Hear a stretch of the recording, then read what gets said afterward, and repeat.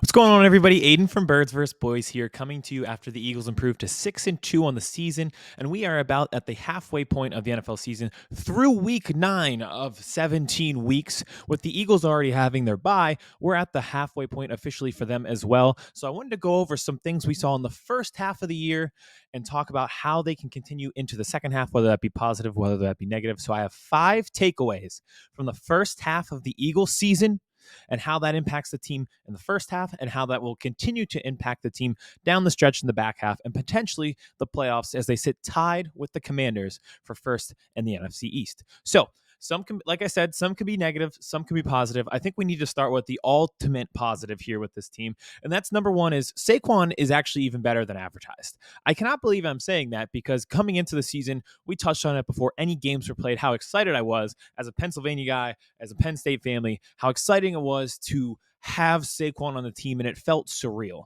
Well, after his performance yesterday, where he had 199 total scrimmage yards and 2 touchdowns, and maybe the most athletic play I have ever seen on a football field, it now feels like they are even better than advertised with him in that offense than we even predicted. We expected a lot, and it's on both sides, right?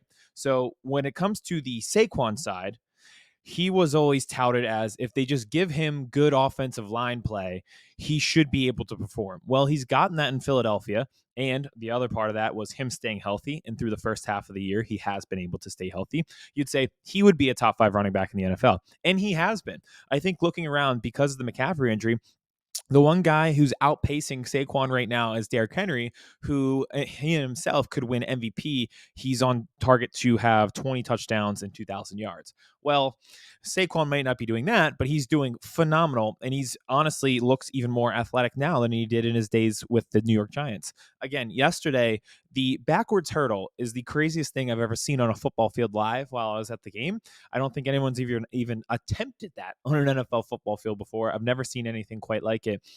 On the Eagles side of it, we always said if we got a dynamic running back of the caliber of Saquon. So we're talking the McCaffreys, the Derrick Henrys, the Saquon Barkleys.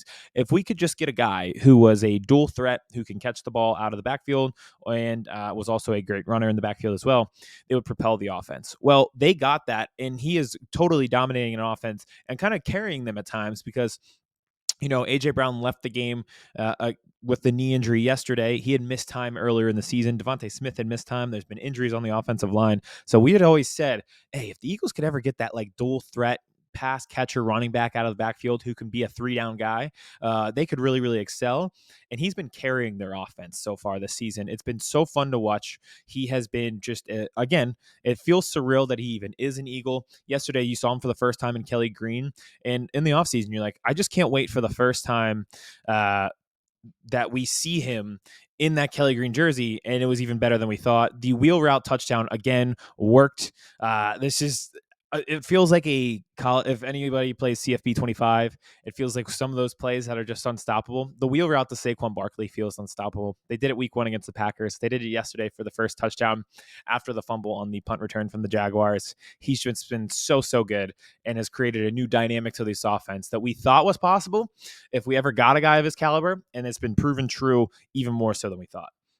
On the other side of the ball, for our number 2 takeaway, has been the establishment of the linebacker play. So Nakobe Dean had the game-sealing interception yesterday. Zach Bond had an interception in his own right and also had 6 tackles. The way that they have been playing, the confidence that this team has in the way that they are able to play, it has been life-changing for this defense. We've gone through years and years of this team just not investing in the linebacker position, and I'm not saying they invested heavily into this linebacker core, but it has finally paid off where they got a guy in the mid rounds in the draft who's working, and they got a hidden gem in Zach Bond. Those 2 guys have been revelations to create a next level for this defense in that front 7 that has been missing for this team for several years, including even when they were good when they went to the 2022 Super Bowl.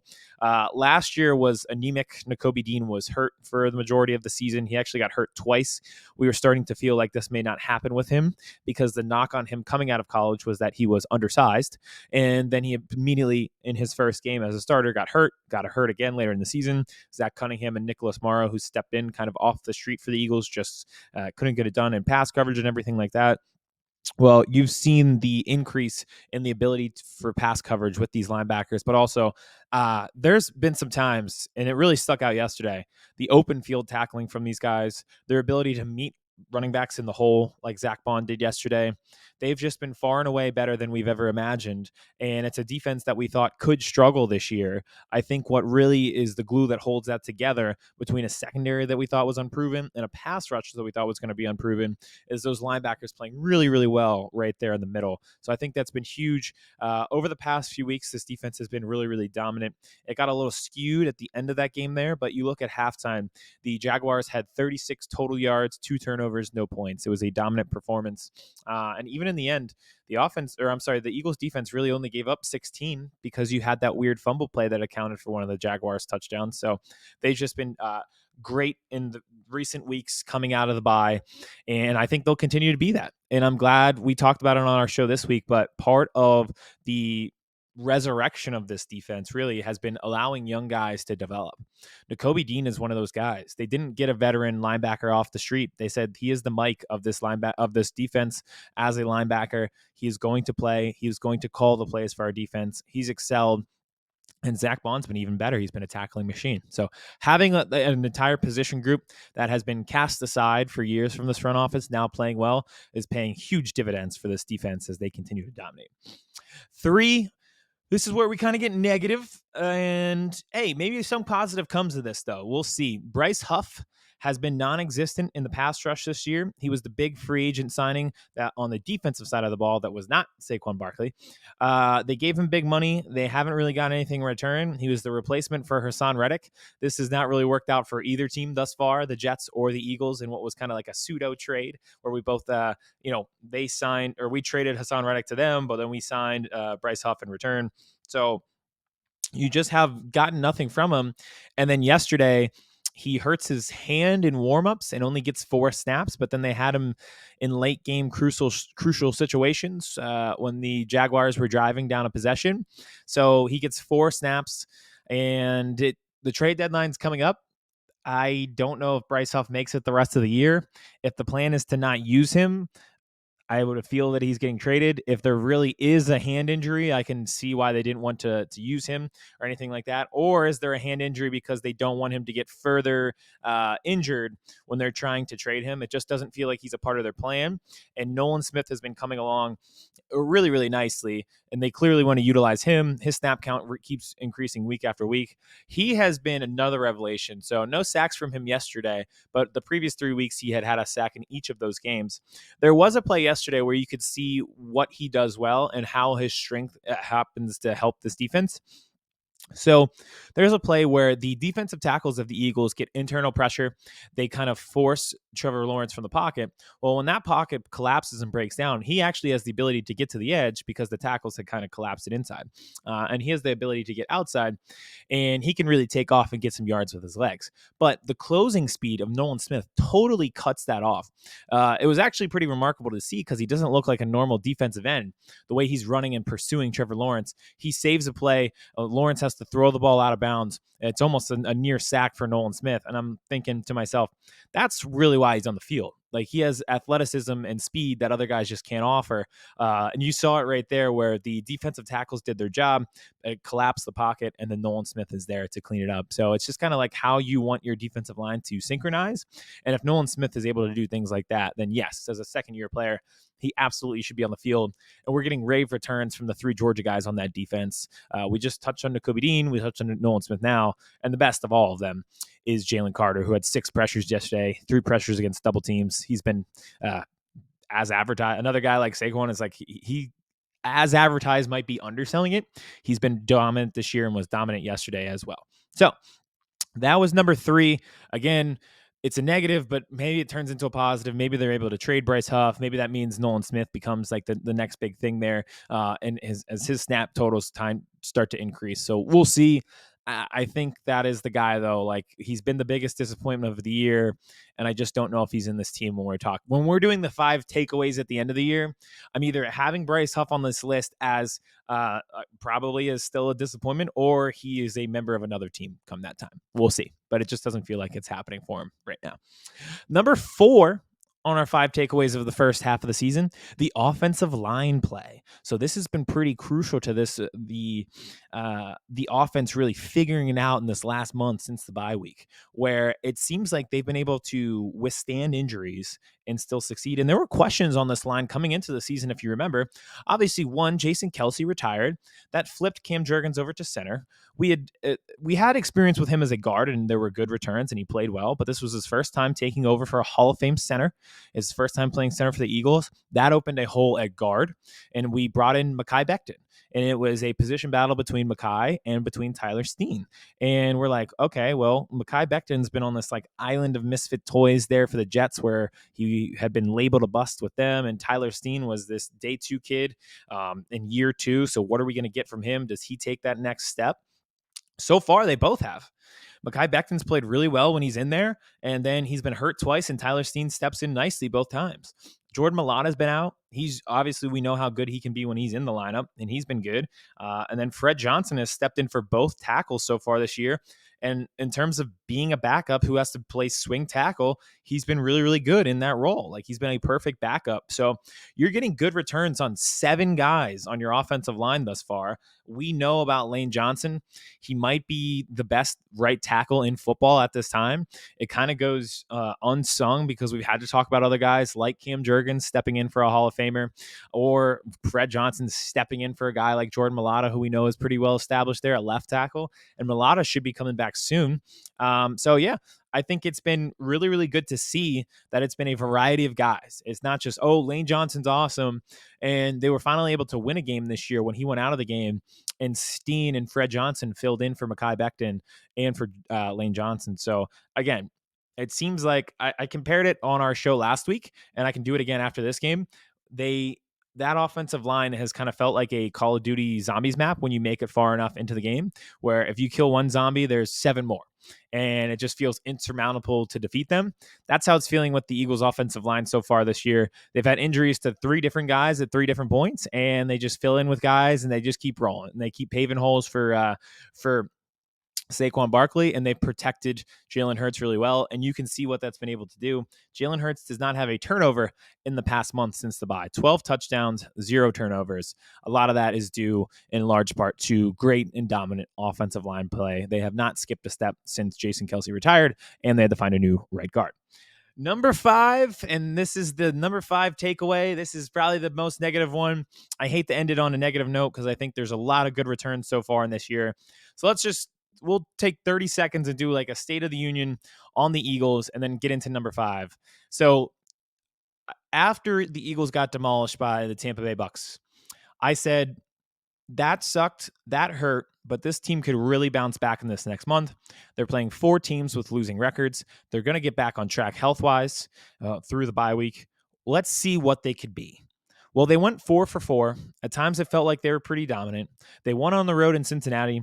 They closed at home against Jacksonville. They absolutely dominated the Giants and had the starters out after 3 quarters. And the defense has really started to put it together. This is a really good team. This is a really talented team. Skill position-wise, this could be one of the best. There's been unsung heroes. There's been guys who've stepped up that you wouldn't expect. The Zach Bonds, the Grant Calcaterras of the world. Your stars have starred. Devontae Smith, Saquon Barkley. All of those guys have been great. Your rookies have been phenomenal. Cooper DeJean is already one of the best slot corners in the league. Quinyon Mitchell is a stud. He looks like a veteran at corner. There are a lot of good things about it. What always rears its ugly head is coaching decision-making. So at number 5, I have the coaching decision-making, the questionable coaching decision-making, and will it eventually impact this team in late regular season playoff situations that will cost this team? Because it's come close to costing them multiple times. It almost did yesterday as well against the Jacksonville Jaguars. Multiple coaching decisions. It's brutal. To me, I hate to say this, but if you're a Philly 4 for 4 guy, you know what we're talking about.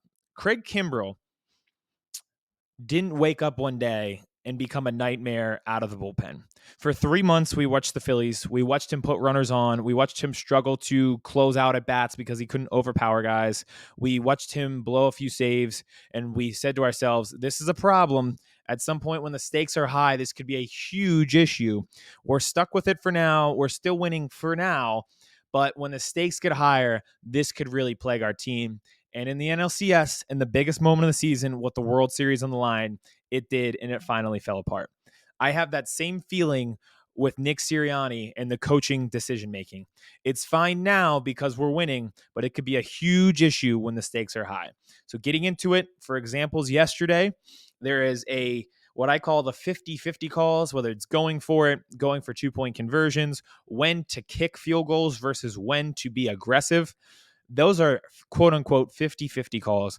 With this coaching staff, it feels like it's a 10-90. 10% chance of this actually working, 90% chance that it's going to be a disaster. They missed every single time yesterday. It's actually remarkable that they've done this so many times and they fail that way. And I have done this exact rant earlier in this year. I feel like I'm having deja vu in this moment talking about it. So a great example for me is when it's like aggressive versus stupidity is you want to be purposely aggressive. And I get that because you want to keep teams on their heels. Well, late in half, when you're up 16-0 and you kick the extra point to go up 17-0, and your offense or your defense has only given up 30 total yards, you feel pretty good just taking the extra point when there's an offsides call and saying to yourself, I'm up 3 possessions on a team that can't move the ball. Sirianni decides, let's take it from the 1, let's push to go up 18-0. Now, granted, they did get it. I don't know how they missed this on the review. Jalen Hurts clearly crossed the line. That should have been a successful 2-point conversion, but why risk it? Take the points, take the positive, go up 3 possessions, go up 17-0 against a team that has not been able to move the ball, go into the half up 3 scores, and you feel pretty good. Instead, they don't get it. Again, questionable call. They don't get it. It's 16-0. It's a 2-possession game. How is that play worth the risk? And it just doesn't feel that way. You're being risky. You're being aggressive. It doesn't necessarily play to that. They would later do that again where there was a penalty, there was a unsportsmanlike conduct or a personal foul. It's half the distance to the goal. They go for another 2-point conversion and they get stopped again on the tush push. So you're leaving points out there on the table that is keeping it from being a 3-possession game and turning it into a 2-possession game. And you saw how quickly that turned around where the Jaguars scored back to back within the span of literally like a minute of game time to make it 22-16. Well, all of a sudden, if you would have just taken the points, you're probably up 24-16 there or 25-16. And it just doesn't make a ton of sense, which is, again, it's frustrating, right? Then you go for it. You want to be aggressive. You're pushing the ball down the field. This play was tough because I thought Jalen Hurts could have led A.J. Brown better on that 4th down, and it looked like A.J. Brown was open. But that feels like the Saquon drop again. It's like, did you need to do that, though, when you could have taken the points? There was a play in the second half. Again, the Jaguars scored back-to-back very, very quickly. So it's 22-16. The Eagles do a good job of moving the ball down the field. You're saying, all right, successful, good, way to bounce back. They get stopped. It's 4th down. You could, A, take the points there to make it 2 possessions again and stop the bleeding and stop the Jaguars' momentum. Or you could B, go for it because it's 4th and less than the yard and try the tush push. Or what the Eagles chose, which was C, go for it and run play action with inches to go, fail miserably, and give the ball back to the Jaguars. It didn't make sense in the time. It again is a situation where it seems like they just don't read the room that well. And it would eventually like not cost them, but it made this game feel way closer than it needed to be when the Eagles, I felt like they dominated most of that game. If you take the points there, you're feeling pretty good, up 9 against a team that really hasn't been able to move the ball against you. And then at the end of the game, you have the situation where I don't hate this call where they kick the 58-yard field goal. Jake Elliott usually nails. He's as clutch as they come. It was actually kind of shocking to see him miss the field goal. I know it's from 58, but still, we don't see Jake Elliott miss too often in clutch situations.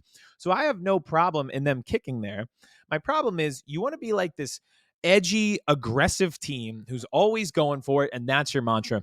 But then in the crux of the game, you decide this is where we want to kick the field goal. When it's a 58-yarder And if you don't get it, they're going to get the ball in great field position. Like, that's the time we choose not to be aggressive. So we're like really risky, really aggressive when it doesn't call for it. And then the one time where you're not aggressive, it's like, well, that's the one time you actually could have went for it instead of trying to kick it from damn near 60 yards. So again and again with these 50-50 calls, going for it, when they go for it, when they're going for two, when they're kicking field goals, all of these are starting to add up, and you're leaving points on the board. What should have been a dominant, easy win turned into a 6-point or a 5-point win, really, with the Jaguars having a chance to go down the field there at the end and put up the touchdown to win that game. So it was closer than it needed to be. It was a one-possession game in the end with them driving when it felt like the Eagles were up by 3 possessions for the majority of that game. But that is coaching, decision-making, and that makes it really, really tough. So the Eagles are 6-2. They are tied for first place in the NFC East. They'll have a chance against the Commanders here in 2 weeks. If you've looked at the Eagles' schedule, I talked about October, them really having a chance to prove that they are a good team and beat up on some bad teams, and they did that. They go 4 for 4 there in the month of October leading into November. This next month is kind of the opposite. We talked about the gauntlet last year and how good that could be. It's different this year because it's not as crazy, but they do have 4 pretty tough games. They're going to go on the road to Dallas next week. Dak Prescott will be out, but it is a place where Nick Sirianni has never won in the Sirianni era there in Dallas. They've been kind of a mess this year in the Cowboys, so we'll see what type of product they put out there. But again, it's a rivalry game. It's big for the podcast, but it's also big in real life because you want to be able to win those divisional games for tiebreakers. Speaking of tiebreakers, you would now come home after that game to face the Commanders and Jaden Daniels for the first time. That could decide the division. After that, you play the Rams, who I know are 4-4, but really they went from a team who is going to trade Cooper Kupp to possibly winning the NFC West in the span of about 4 days. They're getting healthier. They look good. They've won 3 straight. And then after that, you play the Baltimore Ravens, who might have the best offense in the league. So it's a stretch of 4 games where these are tougher tests than what you've seen this past month, and they've certainly proved themselves. I do think the Eagles are a really good team, a really talented team, but now they're going to see some other really good teams and really talented teams. So you had the chance to prove that you deserve to be here. Now you have the chance to push it to the next level and say, we deserve to be on the pedestal with the Ravens, with the Lions. We should be the kings of the NFC East with the Commanders. So we'll see.